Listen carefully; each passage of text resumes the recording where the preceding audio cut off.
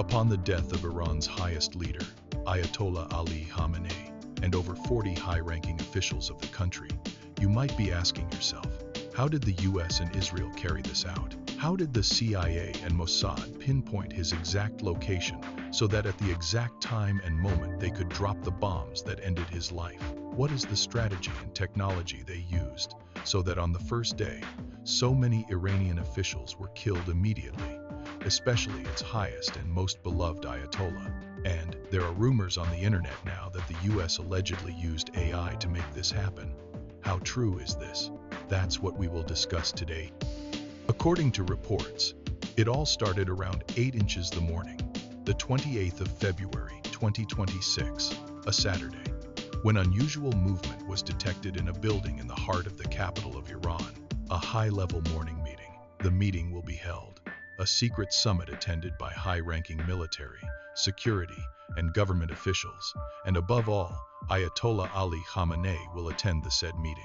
This is not just ordinary surveillance. For many months before that day, the CIA and Mossad reportedly quietly conducted deep cyber and signal intelligence operations. They used low-orbit surveillance satellites that could intercept encrypted communications, vehicle movements, and even security patterns around the compound. Every call, every digital signal, every movement of the convoy gradually built the whole picture.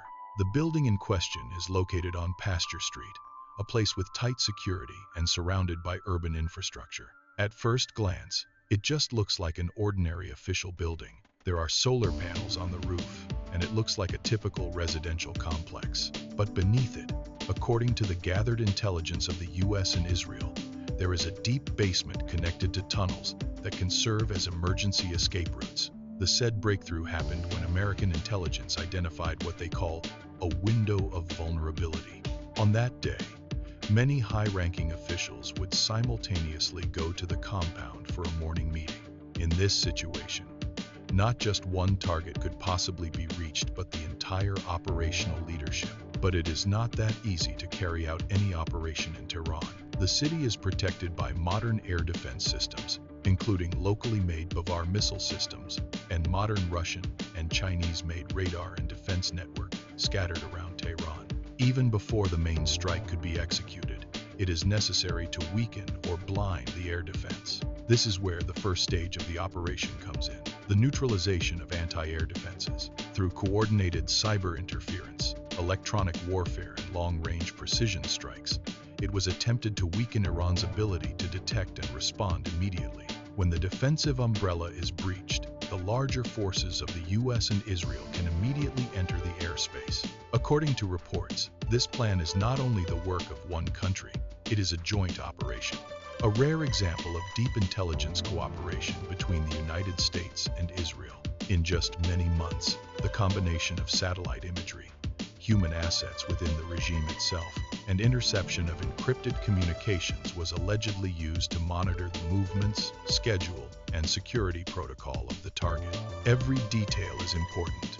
What time the Ayatollah and his officials come out, what route the convoy takes, where the deepest bunker is, and when his location is most shallow. In the world of high-level intelligence, military strength is not enough. Timing and information are more important. In the end, the so-called weakness is not the thickness of the concrete wall, but the schedule, a morning meeting. One time, many leaders will gather, and there it is said that one of the most talked about military operations in modern times began to roll. After the airspace was opened and the defense weakened, it is said that the most dangerous part of the operation began, the actual aerial assault. This was not a simple attack by a few planes. According to reports, almost 200 Israeli fighter jets descended, flying together on a long route, supported by refueling aircraft, or flying oil tankers to cross long distances without needing to land. Around 9. At 3:30 inches the morning, an Israeli F-35 Ayadir squadron bypassed Iran's outer layer of defense without dropping any bombs. You can no longer attack them at this moment, so as not to cause alarm at their arrival. F-35s use their stealth capability to quietly enter the country's capital. This squadron will be the first to deliver the payload to the central compound where the Ayatollah is located. While this was happening, Other planes were just outside the Iranian border, ready for the signal for a simultaneous attack, while U.S. ships and its submarines were also preparing for a coordinated attack across Iran. Exactly at 10 o'clock, the F-35S dropped the first bunker-busting bombs towards the Ayatollah's compound, and it was here, in the first part of the airstrike, that the Ayatollah was reportedly already in the pool, and the officials couldn't count the hours at that time. And this also became the signal of simultaneous coordinated attacks from the air and sea that were carried out by Israel and the U.S. The first wave of Tomahawk missiles arrived, targeting the early warning radar and air defense throughout Iran. The two large aircraft carriers and more than 20 missile-guided destroyers are positioned around Iran, along with an undeclared number of nuclear submarines capable of launching hundreds of Tomahawk cruise missiles in a short time. This is one of the largest coordinated air operations in the history of the Israeli Air Force. While the main target was the central compound in Iran, the entire operation was designed as a broad and simultaneous campaign within Iranian airspace. That is to say, while there is a special squadron assigned to the compound itself, the other aircraft simultaneously attacked hundreds of strategic military targets to confuse and paralyze the defense. The main focus of the strike was the official residence and office inside the compound. A building with an underground structure is believed to have reinforced concrete bunkers. Because ordinary bombs are not sufficient against this kind of target, the U.S. and Israel first used what are called bunker buster munitions. The bunker buster is specially designed to penetrate first before exploding. At its front, there is a guidance system, which can be laser-guided or GPS-guided, ensuring an exact hit on the target. In the middle part is the heavy warhead with hundreds of pounds of high explosive material. On the back, there are adjustable fins that control the direction while falling. What's unique about this type of bomb is the delayed fuse. It doesn't explode immediately on impact. Instead, it hits the roof, ground, or reinforced concrete first. And because of the weight and hardness of the casing, it was even made of artillery barrel steel. It can penetrate several meters underground before finally exploding. In this way, the underground chamber itself will collapse from within. According to leaked reports, approximately 30 heavy bunker busters were directly dropped on Khamenei's compound to ensure total structure failure. Not only was the aim exactly right, but also to ensure that the entire underground facility would collapse completely. Along with this, hundreds of other munitions were dropped on over 500 military targets in different parts of the country. Its aim was to destroy ballistic missile silos, command centers, and remaining air defense installations. In total, it is said that thousands of targets were hit within a day, or according to a military source. There are also reports that the U.S. used Tomahawk cruise missiles to destroy the remaining anti-air systems, while the Israeli jets focused. To other military officials who were not in the said compound and were in their offices and homes, precision and simultaneous attacks are said to have been the key to prevent the Iranian forces from immediately organizing a counter-response. In technical aspects, some of the weapons used have a length of almost 5 meters and a diameter of 37 centimeters. Because the body is narrower, less material needs to be pushed while penetrating, so the penetration is deeper. It is said to have reached almost 100 meters on soft ground. The combination of the right time, right target, and right type of weapon gave a devastating effect inside the compound. A simultaneous tremor was felt under the ground, while the reinforced concrete gave way and the whole structure collapsed. But despite the technology used and the scope of the operation, there is another important detail as to why the strike was effective: a mistake on the part of Iran itself. According to experts, Iran was likely complacent that there was no. It is likely that the U.S. and Israel are targeting the Ayatollah because they did not do so in June 2025 during the last bombing by the U.S. and Israel, which only hit almost nuclear facilities and military facilities. It is remembered that they even evacuated the Ayatollah to a secret and deep bunker in the mountains of Iran to keep him away from danger. So, it is a big question why they didn't do this. Although the said compound has a bunker, it is said that it is not as deep as the bunkers where the Ayatollah often hides when an attack is coming. According to an insider from the U.S. military, The original schedule of the operation was supposed to be on the night of February 28, but because of the extraordinary opportunity they saw due to the meeting of the Ayatollah and his officials in his compound, the operation was immediately launched on Saturday morning.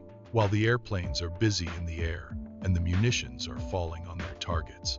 Another silent but very large part of this operation is the use of artificial intelligence to speed up and unify the entire decision-making system. In modern warfare, the power of weapons is not the only important thing.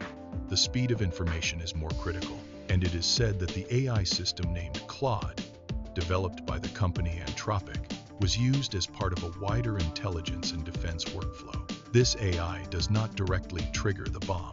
Instead, it is used as an advanced decision support engine.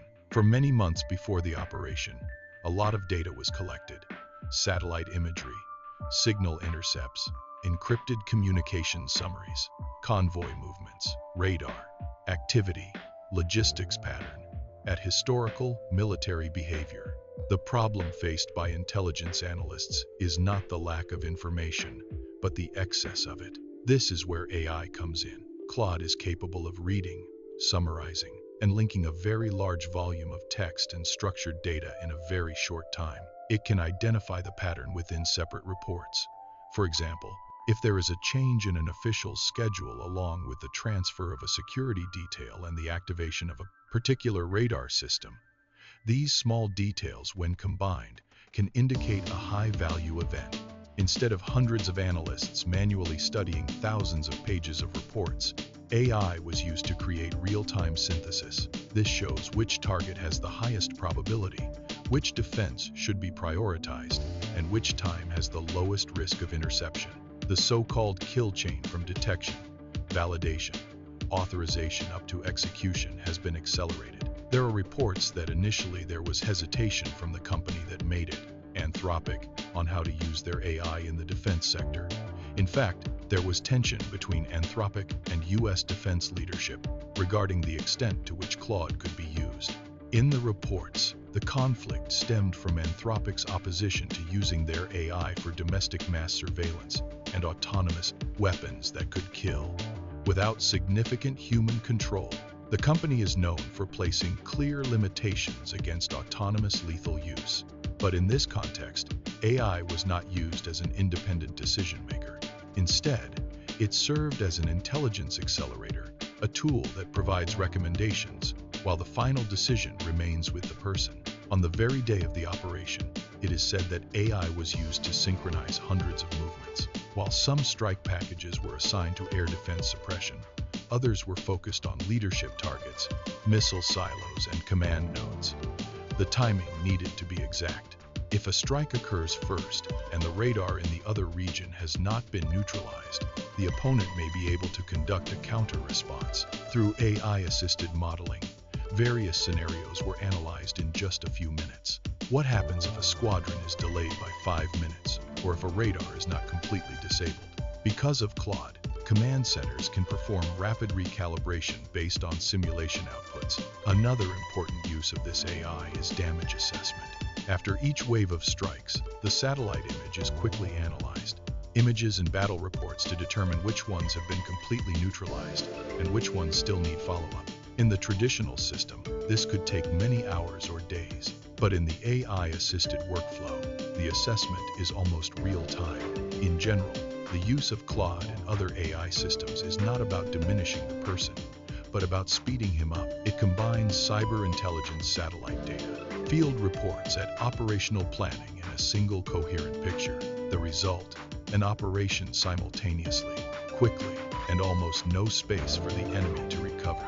In modern warfare, the real advantage is not just who has the strongest bombs, but who has the fastest and most accurate information. And in this operation, it is clear that AI has become the silent but very powerful multiplier of military power. In just one day, the operation did not only focus on a building or a target. This means that instead of slowly weakening the enemy, the very structure that leads and commands the operation was targeted. And in the case of Iran, it is none other than Ayatollah Khamenei and the high-ranking military officials. When the head of the command structure is cut off, there is confusion, delays in orders, and lack of coordination in the units on the ground, in the air, and at sea. In the first hours after the strike, there was a widespread communication blackout in some regions. Some radar installations were completely unable to come back online. There were ballistic missile sites that were destroyed before they could launch. Because the attacks were simultaneous in different regions, the defense had difficulty determining where to prioritize the response. Aside from the physical damage, the psychological impact was also significant. The message sent by the operation clearly shows that no matter how deep or how fortified a target is, there is a way to reach it if there is sufficient intelligence and coordination. This type of operation changes the regional power balance because it demonstrates the ability to conduct long-range, high-precision strikes with simultaneous cyber and electronic warfare support. But it is also not without cost. There are reports of collateral damage and innocent civilians affected in some areas hit by widespread bombardment. Such operations, no matter how precise on paper, carry risks, especially in an urban environment. This is a common criticism of large air campaigns, the thin line between military targets and civilian infrastructure. Its deeper implication is the new phase of warfare, where traditional air power and artificial intelligence are combined. This is a demonstration of how modern warfare changes. And as tensions continue in the region, it is clear that this kind of operation will leave a lasting effect on the balance of power in the Middle East and around the world. If you like this video, please share it with others and subscribe. Watch the videos on the right so you can waste more of your time.